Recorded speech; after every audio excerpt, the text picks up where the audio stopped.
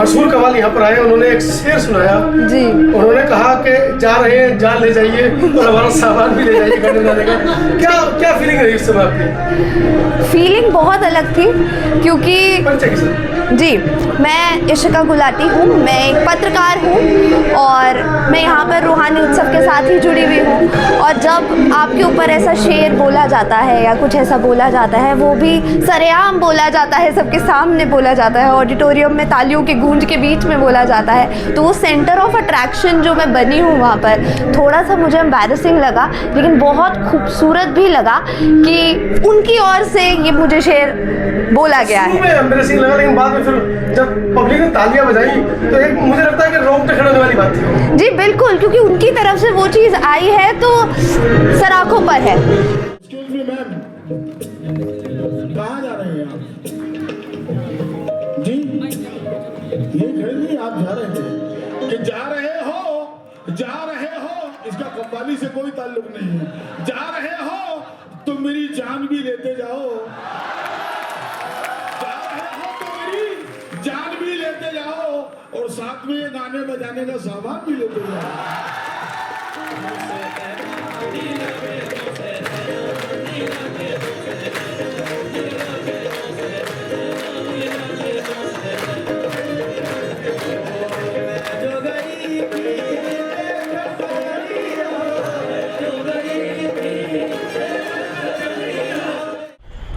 आज मेरी उपस्थिति दिल्ली के मंडी हाउस स्थित श्री राम ऑडिटोरियम में है, जहां पर नफ़रत के माहौल में मोहब्बत की दुकान लगाई जा रही है। जी हाँ, मैं बात कर रहा हूँ, ये जो आपके मेरे पीछे आप पोस्टर देख रहे हैं, इस पोस्टर पर लिखे हुए उन शब्दों की जो आज के इस हालात में बहुत महत्वपूर्ण है। ये शब्द हैं रूहानी उत्सव, सुरों की सरगम, रागों की उड़ान, हर आलाप में बसता सुकून और आराम। आज इस कार्यक्रम को कवर करने के लिए समता आवाज़ टीवी की टीम पहुंची है मंडी हाउस। रूहानी उत्सव का जो कार्यक्रम है, मुख्य कार्यक्रम, वैसे तो आज 12 मार्च है, आज एक कार्यक्रम रखा गया है, लेकिन ये कार्यक्रम 28 और 29 मार्च को जो बड़ा प्रोग्राम होना है, उसके लिए इनॉग्रल कार्यक्रम इसको कह सकते हैं। ये जो मेरे पीछे पोस्टर लगे हैं, आप पोस्टर पे देखेंगे, रूहानी उत्सव, मिट्टी की खुशबू, सुरों का अंदाज, हर धुन में बसता लोक संगीत का राज। और साथ ही साथ नीचे तारीख भी इसमें लिखी गई है, 28-29 मार्च को मुख्य कार्यक्रम इसमें होने वाला है।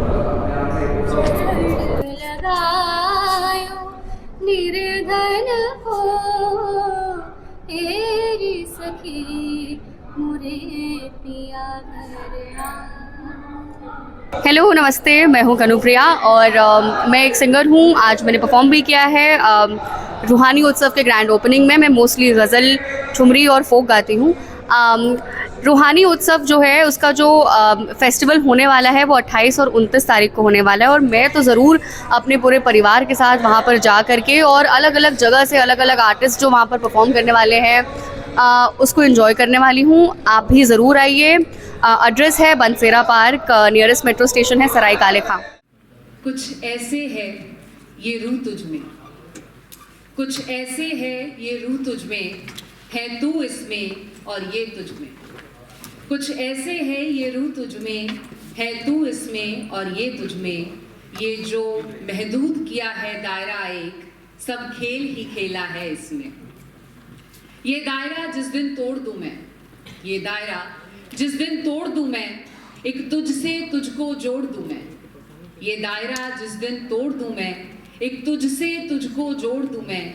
इस तू में मैं फिर कहाँ बचे, इस तू में मैं फिर कहाँ बचे। हर मैं को तुझ तक मोड़ दूं मैं। गर सोचूं उस दुनिया को आज जिसमें कोई दायरा ना हो, जिलानी साहब, कि गर सोचूं उस दुनिया को आज, कल की फिक्रों को छोड़ दूं मैं। वो बेफिक्री कितनी सुंदर हो, वो बेफिक्री कितनी सुंदर हो। खुशियों के ठहाके फोड़ दूं मैं, खुशियों के ठहाके फोड़ दूं मैं। नमस्कार, आदाब, सत श्री अकाल, हेलो आप सभी को जो आज यहाँ इस खास पल के साक्षी बनने जा रहे हैं। इस खास उपलक्ष्य में यहाँ हम सब एकत्रित हुए हैं रूहानी उत्सव के उपलक्ष्य में। अब रूहानी उत्सव को कुछ अगर समझा जाए तो मेरी नज़र में ये कुछ ऐसे शब्दों का सुमेल है जो अपने आप में हमें बताता है कि यहाँ दो संस्कृतियाँ, दो भाषाएं किस तरीके से खूबसूरती से एक साथ जुड़ी हैं। रूहानी उत्सव, रूहानी एक उर्दू शब्द जिसका व्यापक इस्तेमाल उर्दू भाषा में किया जाता है, अरबी का शब्द है, और अगर उत्सव की बात की जाए तो ये संस्कृत का शब्द है। तो पहले तो आप ये समझिए कि जिस नाम में ही दो भाषाओं, दो संस्कृतियों का सुमेल हो रहा हो, वहाँ आप सब जब यहाँ एकत्रित हुए हैं तो किस एकत्व के भाव से आप सब आज यहाँ सराबोर होने जा रहे हैं, ये समझने की ज़रूरत है। क्योंकि रूहानी यानी आत्मिक, स्पिरिचुअल उर्दू भाषा का शब्द है, और उत्सव अगर संस्कृत की भाषा का ये शब्द है और इसका संधि विच्छेद किया जाए तो उत माने हटाना और सब माने सांसारिक दुख। तो अगर सांसारिक दुख हट जाते हैं तो खुशी और उल्लास भी बचते हैं।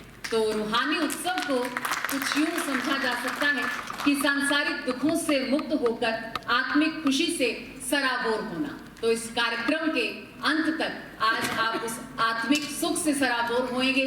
और जैसे कि जिलानी साहब से जब बातचीत हो रही थी तो उन्होंने कहा कि यहाँ जिस्म के हर दायरे से पार होकर हर एक रूह खुशी से सराबोर होगी, हर एक रूह खुशी से नाचती हुई, गाती हुई नजर आएगी। तो भारतीय संस्कृति के मुताबिक जब भी किसी कार्यक्रम का शुभारंभ किया जाता है तो दीप प्रज्वलन की हमारी एक संस्कृति है।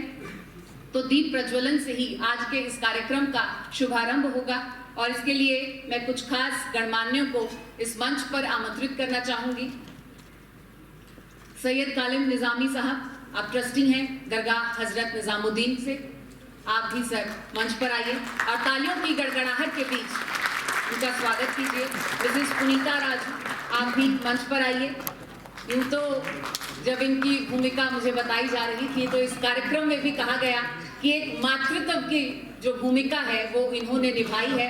तो एक ममता का वो अंश जो हम सब में है, इस पूरी सृष्टि में है, तो जाहिर है इस कार्यक्रम में भी है। तो वो मिसेस पुनीता राजू के रूप में आज इस मंच पर हमारे साथ हैं। बहुत तालियों के साथ आपका भी मंच स्वागत है, अभिनंदन।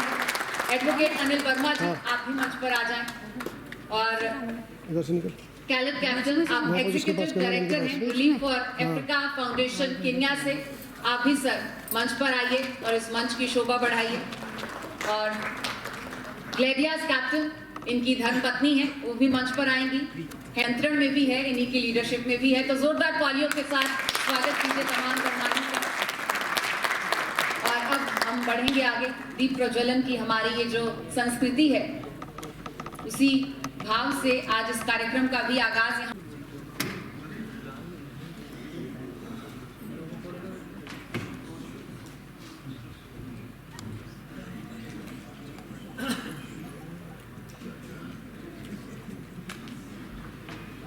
किसी भी शुभ कार्यक्रम का जब उद्घाटन किया जाता है तो दीप प्रज्वलन से ही होता है।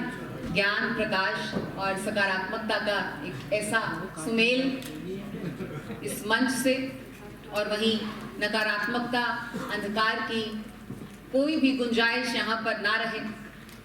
ये दीप जलाकर इस वातावरण में भी एक वो पॉजिटिव एनर्जी, पॉजिटिव ऊर्जा का संचार, अज्ञान के हर अंधकार को मिटाकर ज्ञान के प्रकाश की ओर बढ़ने का संदेश देता हुआ ये दीप प्रज्वलन। और ये हमारी रिवायत है, हमारी भारतीय संस्कृति है।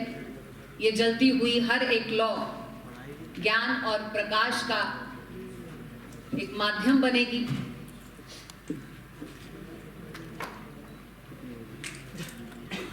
एक बार फिर से मैं चाहूंगी आप सब जोरदार तालियों के साथ मेहमानों का उत्साह भी बढ़ाएं।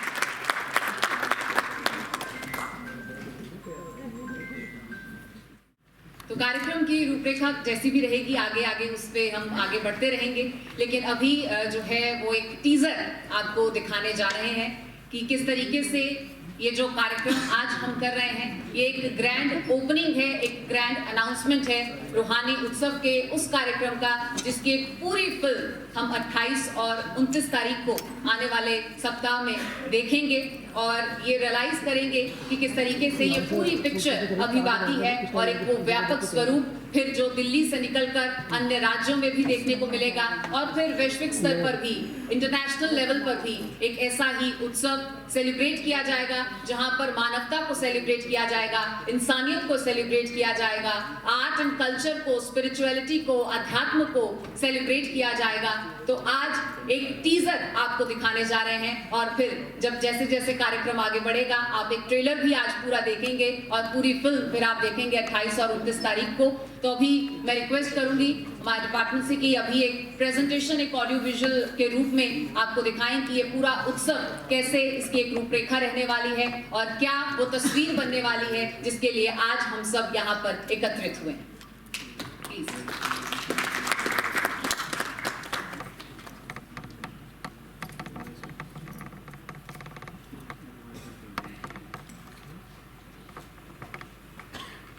देश में पहली बार रूहानी उत्सव के माध्यम से आर्ट, कल्चर और स्पिरिचुअलिटी को एक साथ सेलिब्रेट किया जाएगा।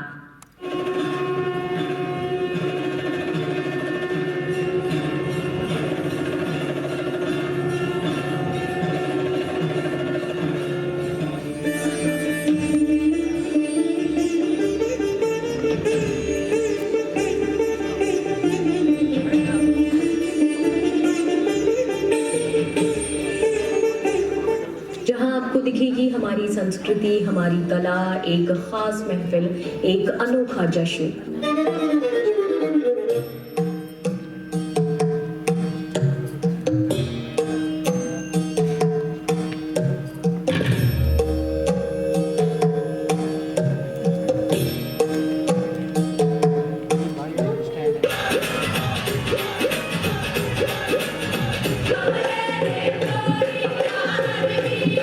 रूहानी उत्सव में होगी सुरों की महफिल, मुशायरों की शाम, कव्वाली नाइट का संगम, दास्ताने गोई, बातें ऐसी जो दिल तक जाए, ऐसा कल्चरल टॉक जहां होगा शब्दों का समुंदर। साथ ही फोक डांस और क्लासिकल म्यूजिक से मचेगी धूम। यहाँ संगीत सिर्फ सुना नहीं जाता बल्कि महसूस किया जाएगा। यह नृत्य सिर्फ देखा नहीं जाता बल्कि आत्मा को छू जाता है। यही एहसास है रूहानी उत्सव का। हम मानते हैं कि कला सिर्फ मनोरंजन नहीं होती, ये दिलों को जोड़ने की ताकत रखती है। जब सुर और शब्द मिलते हैं तो धर्म, भाषा और सरहदों की दीवारें खुद ब खुद गिर जाती हैं। यही तो है वासुधैव कुटुंबकम, यानी पूरी दुनिया एक परिवार। और उसी परिवार के बीच हम लेकर आ रहे हैं रूहानी उत्सव, जो दिल्ली के बंसेरा पार्क में 28 और 29 मार्च को सेलिब्रेट किया जाएगा। पंचायत आप देखते हैं रात को पूरा देश पंचायत देख रहा है। उसी से प्रसिद्ध कलाकार हमारे बीच में हैं। नफरत के माहौल में मोहब्बत की दुकान खोलने की तैयारी चल रही है और आज बड़ा ही ऐतिहासिक कार्यक्रम किया गया। क्या कहना है सर? मैं तो ये कहूँगा कि ऐसे कार्यक्रम होने चाहिए। आज की जनरेशन को, नई जनरेशन को पता चलना चाहिए कि हमारी रूट्स क्या हैं, हमारी संस्कृति क्या है। तो जब तक ये पता नहीं चलेगा तब तक हमारी जनरेशन भटकती रहेगी। वो एक ऐसे ये मान लीजिए कि जिसकी कोई पहचान नहीं होती, उसका कोई अस्तित्व नहीं होता। तो अपनी पहचान को आप अगर जानने का मौका मिलेगा तो ऐसे ही प्रोग्राम्स से मिलता है। जैसे कि हमारा ये रूहानी जो उत्सव है, इसमें आपको सारी कलाओं से रूबरू किया जाएगा। आज तो एक सांकेतिक कार्यक्रम था। 28-29 मार्च शुरुआती था और बहुत ही बेहतर रहा और बहुत ही मस्त मज़ेदार रहा। मुझे भी बहुत अच्छा लगा। मैं इसी कार्यक्रम के दौरान अभी जुड़ा हूँ उनसे, तो बहुत ही अच्छा है। अब आप आइएगा, नेक्स्ट होने वाला है बंसेरा पार्क में। जी जी, तो 28-29 मार्च। जी जी जी जी, धन्यवाद सर, थैंक यू। कृतियों के इस सुमेल के साथ एक दायरे से बाहर निकलकर, एक बॉर्डर लाइन से बाहर निकलकर हम ये समझेंगे कि हमारे आसपास जो सब रहने वाले हैं, वसुधैव कुटुंबकम की वो परिभाषा कि ये सब मेरा ही परिवार है और मैं इसी परिवार का एक अभिन्न अंग हूँ। तो आप सोचिए कि जब साथ वाले एक शख्स की पहचान आपके परिवार के एक सदस्य के रूप में ही होगी तो फिर ना कोई भेदभाव होगा, ना कोई ऊंच नीच होगी, ना कोई गोरा काला होगा, ना कोई दूर होगा, ना कोई पास होगा तो सिर्फ अपनत्व का एक भाव होगा, इंसानियत का एक धर्म होगा। और यही मंतव्य, यही मोटिव के साथ SG जिलानी साहब लगातार हमें गाइडेंस देते आए हैं।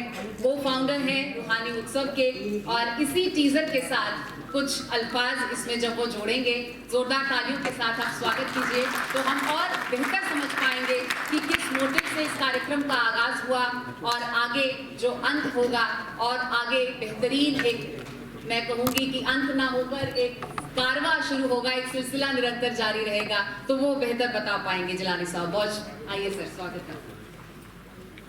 धन्यवाद अमृता। आप सभी को मेरा रूहानी नमस्कार, आदाब, सत श्री अकाल। जैसे अभी अमृता ने बहुत अच्छे से एक्सप्लेन किया चीज़ों को, और ट्रीजर में भी आपने देखा, तो मैं उन्हीं चीज़ों को रिपीट नहीं करना चाहूँगा, लेकिन मैं जो हमारी टीम है, जो रूहानी उत्सव के पीछे एक पूरी टीम काम कर रही है, ये कोई एक या दो शख्स की, दो लोगों की मेहनत नहीं है। ये कैसे उनकी मेहनत से कैसे स्टार्ट हुआ, कहाँ से ये आइडिया आया, कैसे हम मोटिवेट हुए इस चीज़ के लिए, वो सिर्फ मैं आप लोगों से कुछ शेयर करना चाहूँगा। अगर हम बात करें रूहानी उत्सव की, तो ये कार्यक्रम हमारे दिमाग में तकरीबन 2 साल पहले आया था, जब पहली बार फ्रेंच एम्बेसी में हम लोगों को इनवाइट किया गया एक भारतीय कल्चर के, भारतीय सभ्यता के रिप्रेजेंटेशन के लिए। तो हमने वहाँ पर अपनी एक प्रस्तुति रखी, भारतीय कला, भारतीय संस्कृति की वहाँ एक प्रदर्शनी रखी, और जिसे फ्रेंच एम्बेसी में जितने भी लोग वहाँ थे उस वक्त, जिसमें इंडियंस भी थे नो डाउट, और फ्रेंच लोग भी थे, उन्होंने बहुत पसंद किया। और उनके इनविटेशन पर हम सैयद कलीम निज़ामी साहब की लीडरशिप में पेरिस गए, वहाँ पर भी हमने इस तरह का एक इवेंट करा, एक प्रोग्राम करा। उसके बाद अलग अलग एम्बेसीज में, लाइक नॉर्वेन एम्बेसी में हमने इस तरह का प्रोग्राम करा, फिर ओस्लो जाकर किया। इंडियन एम्बेसी ने टर्की में इनक्रेडिबल इंडिया को लेकर एक प्रोग्राम करा, जिसमें जो भारत का टूरिज्म है और जो भारत की संस्कृति है उसको कैसे वहाँ पर हम बढ़ा सकते हैं, दिखा सकते हैं अच्छे से, तो उसमें उन्होंने हम लोगों को इनवाइट करा। इस तरह के बहुत सारे हमने छोटे छोटे कार्यक्रम करे थे।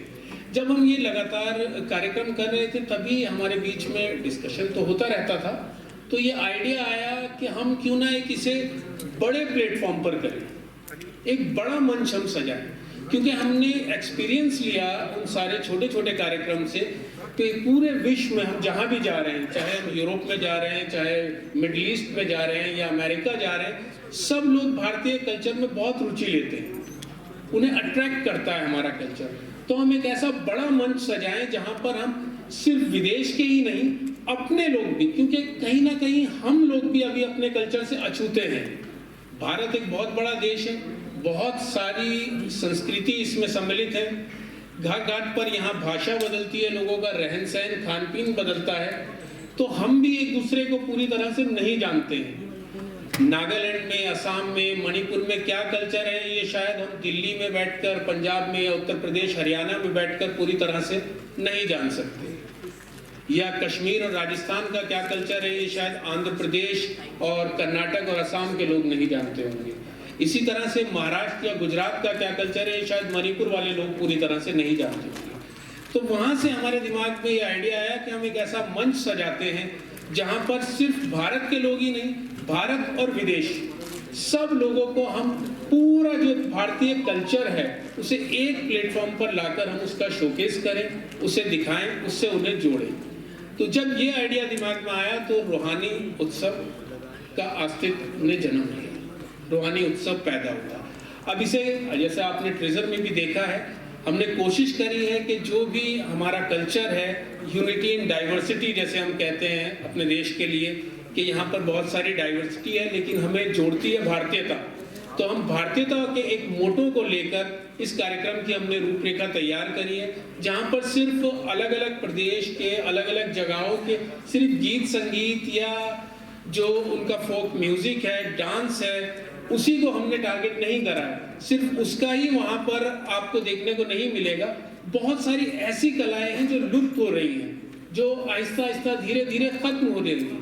उनकी वर्कशॉप भी हमने वहाँ पर रखी है, ताकि जो लोग आए वहाँ पर, चाहे वो छोटे बच्चे हों, चाहे हमारा जेनजी हो, या हमारी एज ग्रुप के लोग हों, या हमसे बड़े हों, उन लोगों को वहाँ उन वर्कशॉप्स के जरिए भी हमारे कल्चर से जुड़ने का मौका मिले। जैसे पोट्री मेकिंग, हम सब लोग देखते हैं पोट्री मेकिंग, लेकिन कैसे होती है, अगर मुझे भी लगता था ये बड़ा टफ टास्क है, लेकिन जब मैं मिला जो शख्स हमारे यहाँ वर्कशॉप करने वाले, तो मुझे पता चला कि 15 मिनट में हम सीख सकते हैं। मतलब ऐसा नहीं कि एक्सपर्ट हो जाएंगे, लेकिन सीख सकते हैं।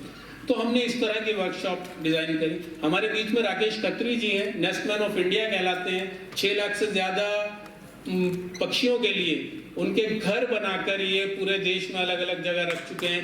ये वर्कशॉप वहाँ पर करेंगे, आपको सिखाएंगे कि कैसे आप पक्षियों का, गोरिया हमें आजकल नज़र नहीं आती दिल्ली में, तो दिल्ली वालों को तो खास तौर पर, जो चिड़िया छोटी सी होती थी, क्योंकि उनके लिए घर नहीं बचे, तो उनके लिए घर कैसे बनता है, ये 15 मिनट में राकेश खत्री जी हमें सिखा सकते हैं।